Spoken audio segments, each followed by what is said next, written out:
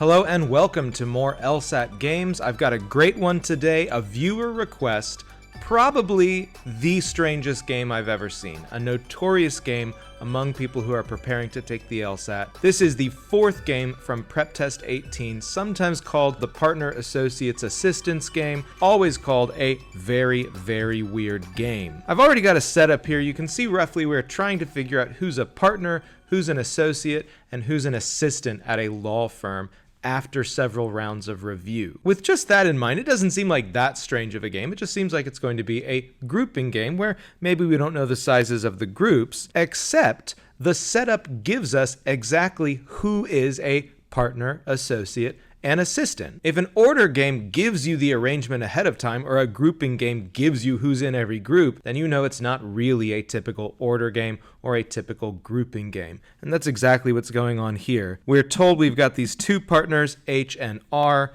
We've got this associate, all of us, O, and then we have 6 assistants, G, J, L, S, T, and W. And you can see I'm doing capital letters for the current partners and associates and lowercase for the current assistants, just to help me visually distinguish between them. Again, right off the bat, it's strange that we're given who goes in what group, but anytime you do encounter a weird game, you don't want to focus on whatever is making it strange. By definition, that's the part we don't really know how to deal with yet. So let's just focus on the parts that we can do. We're told a few other things in the setup. One thing we're told is every single time we do a review, somebody gets promoted from each of the lower ranks. That's what this game is all about. We're figuring out who gets promoted into what position. So for example, right away we could say after this year's review, if I'm keeping track of, when these reviews are, there's no mechanism for demotion, so H and R are still going to be partners. And again, somebody has to be promoted, so O is going to have to be promoted since O is the only associate. Similarly, somebody's going to be promoted from assistant to associate, but in this case we don't know who. It could be any of the 6 of them right now. Our only clues as to who that is that we're told how you get promoted. A majority of the higher ranking people, that is the partners for associates and assistants, or the partners and associates for the assistants, have to vote for you. And our only clues in this game are we know who the 3 higher ranking people right now, H, R, and O, we know who they always vote against. O, for example, never votes for G, J, or T. R never votes for L or S, and H never votes for J or W. In terms of deductions for this game, right off the bat we can see poor Johnson is not going to be promoted after this year's review. So we can go ahead and write down right on the diagram, after this year's review, for sure J is still going to be an assistant. Nobody else already has 2 votes against them, so we're not sure who else is or is not promoted. And again, although it does not say H and R vote for O, somebody has to be promoted from each lower rank. O is the only associate, and so for sure O is going to be promoted. This is basically all we can get from the setup and the clues as they're given, and so when you've got a weird game, you want to jump into the questions pretty quickly. You want to look for either a pick a clue style question where you can do some process of elimination, or a specific question where you can just work out the scenario and get a sense of how the game is working. 20 gives us that pick a clue style question to work with right away, asking us what is a complete listing of what could work out from this year's review. Right away, we can eliminate B because B does not have all of us as a partner, and all of us has to be a partner. We can also eliminate A right away because A has J as an associate, and there's no way J gets promoted this year because of these 2 votes against him already. C we can get rid of because there's no mechanism for jumping 2 ranks in a year as described in the setup. So there's no way that Stephanos makes it all the way up to partner after just a single review. And then finally, the trouble with D is nobody gets promoted to associate, and so that's not okay in the game. Somebody's got to be promoted. Answer choice E is the best choice for number 20. 21 gives us a specific question where again we can try and work out a scenario and see what happens. It tells us our votes only for G, O, and W, meaning we can go ahead and jot down that's a no vote for everybody else. No on J, no on S, no on L, no on T. H votes for only L, O, and S. So again, that's going to be a no on everybody else. No on J, no on G, no on W, no on T. And then we're not told specifically about O, but of course we still have those 3 no votes. For sure O is against G, J, and T. So let's go ahead and get this down. We know, of course, that O is going to be promoted. And in this case, we can go ahead and say, well, of course, there's no way that J is going to get promoted. We knew that already. But we can also now say there's no way T gets promoted. T is also up here in the O clue. There's no way G gets promoted, again, because of the O clue.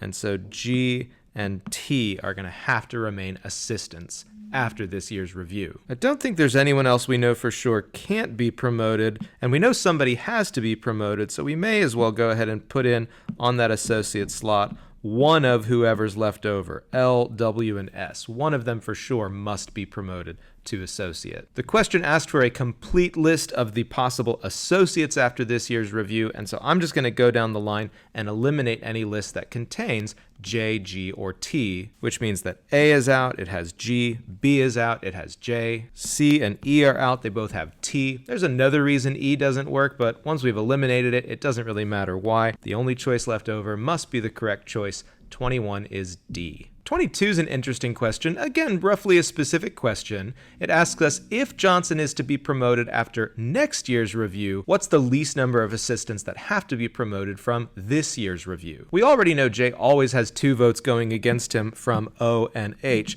and so that means he needs a minimum of 3 votes. One of those could come from R, but the other 2 would have to come from promoted assistants. And so that makes number 22 B. At minimum, we need 2 assistants to move up into the associate position so that if they voted alongside R, J could be promoted. 23 and 24 are both general questions, and they're both questions that ask about next year's review. So let's think about what's going to happen after next year's review. Again, there's no way to be demoted, so for sure, H, R, and O are going to have to remain partners. We don't know who got promoted to associate for sure, but whoever that was is also now going to have to be promoted to partner. And since at the very least J remained an assistant after this year's review, even if he's the only person that didn't get promoted, he would then guarantee someone is going to be promoted to associate after next year's review. 23 asks us what must be true after next year's review. Lowry is an assistant. That's possible, I suppose, but there's no reason to think that it has to be true. Wilford is a partner. Again, could be true. Wilford could be the one that makes it in 2 years from assistant to associate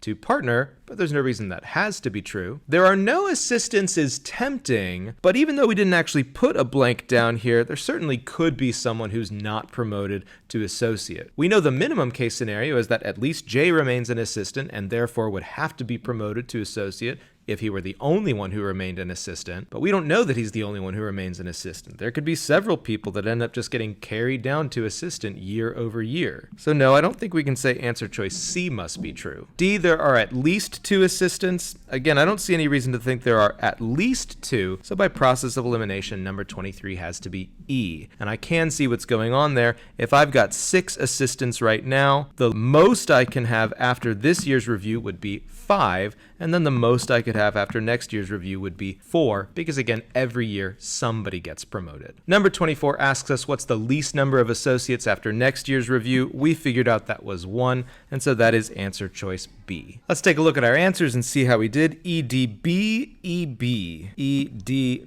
B, E, B. Well done, we got them all right. What are some principles we can take away from this really weird game? If you see a really weird game, don't focus on the part that makes it weird. Again, by definition, that's the part that makes it weird. That's going to be difficult for us to think through. Instead, concentrate on the aspects that are like other games. This is roughly a grouping game. It's just a grouping game where we have several rounds and the elements can move between the groups. Other things we can look for, if we have a pick a clue style question, it's usually a really good clue as to what our diagram should look like. In this case, number 20 was a pick a clue style question, and it's literally set up the way that I set up my diagram here, with partners, associates, and then assistants. Look for specific questions to kind of get into the game and figure out how it's working, and then as always, do a lot of process of elimination. Don't get bogged down on any particular question. Don't get bogged down in the game. If you need to skip this and come back to it later, or just use your letter of the day and guess on all of the questions, then do that. We don't want to waste good time, and so if we can better spend our time on another game in the section,